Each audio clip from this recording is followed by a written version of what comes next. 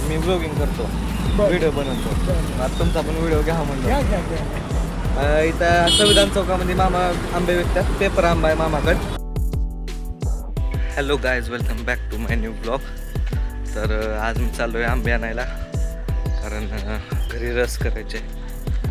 आंबे आणायला गेलो आणि चलत चाललो. तर कारण म्हणजे आपल्याला तुम्हाला माहीत असेल की आपली गाडी बंद पडली, चालू होणार आहे. मग तर आता शनिवार सुट्टीचा वार बघून नीट करायला टाकायचे. आता सध्याला आंबे आणायला चाललो आहे. तर मित्रांनो, आंबे घ्यायला आलोय. तुम्ही बघा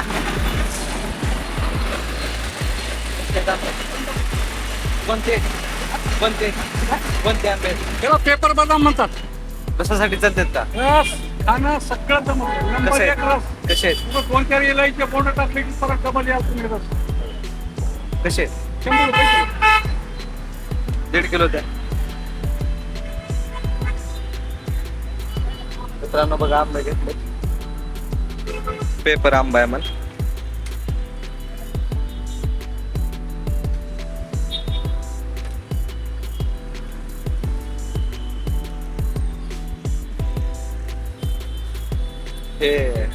पेपर पेपर आहे. पेपर म्हणजे ह्याला म्हणतात. ह्याच्यात पिकवलं राहतं. हे 100 लागते. 50 टाकलं निघून जातं. बघू शकता तुम्ही, इथं संविधान चौकात आलोय मी. आणि आपले मामा, मी ब्लॉगिंग करतो, व्हिडिओ बनवतो. आता तुमचा पण व्हिडिओ घ्या म्हणलं. घ्या घ्या घ्या. इथं संविधान चौकामध्ये मामा आंबे विकतात. पेपर आंबा आहे मामाकड, 100 किलो. तुम्ही येऊन घेऊन जाऊ शकता. सांगा मामा तुमचा परिचय जरा. मी बालाजी रामबा ढगे, राहतो प्रकाशनगर. माझा फ्रूटचा व्यवसाय आहे. प्रामाणिकपणानं नंबर 1चा माल गिरायकाला देणे हेच माझं समाधान आहे. मामाकडे एकदम प्रामाणिकपणे आंबे मामा विकतात. आणि तुम्ही बघू शकता, खूप मोठे मोठे आंबे आहेत तिकडे. तर मग मी पण 1.5 किलो आंबे घेतलेले आहे. तर निघूया आता घराकडे. मित्रांनो, आंबे घेतलो आणि आपल्याला आंब्यावाले इथे काका पण चांगले भेटले होते. 1.5 किलो घेतलो. त्याने तुम्हाला त्यांचा परिचय सांगितले, पण तुम्हाला ते आवाज आला का नाही की माहीत नाही, कारण उसाच्या रस्त्याचा गाडा होता मध्येच. तर निघालोय घराकडे वापस. एवढं ऊन आहे की सध्याला पण घाम सुटायला मला बघा. गाडी नसल्यामुळे चलत यावं लागलं. तर मित्रांनो, घरी आलो आणि मम्मी इथं वांग्याची भाजी करायला. बघा, चपातीचं पीठ सुद्धा तिनलंय. आणि काल दिदीने केली 3 वाजता आंघोळ, अजून पण उठली नाही बघा. आता वाजलेत बघा 11:15. आणि एवढ्या लवकर ऊन बघा तुम्ही किती आले.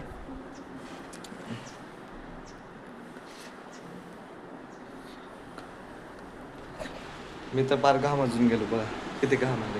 केस फार चिपचिप झालेत माझे. तर मग आता मस्तपैकी करायचं जेवण. पप्पा पण येतील आता.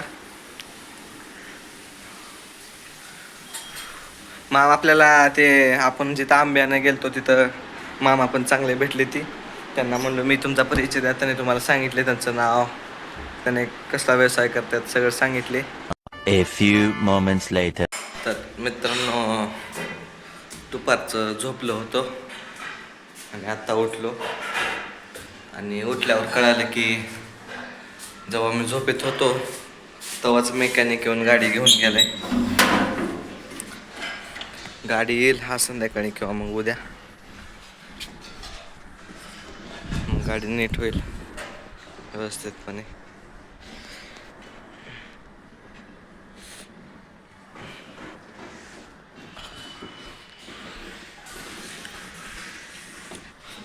तीन तास झोपलो आज, पूर्ण 3 तास.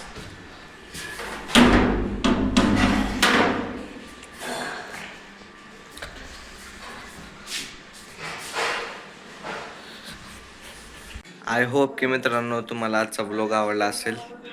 तर मग भेटूया पुढल्या ब्लॉगमध्ये. तोपर्यंतसाठी बाय बाय.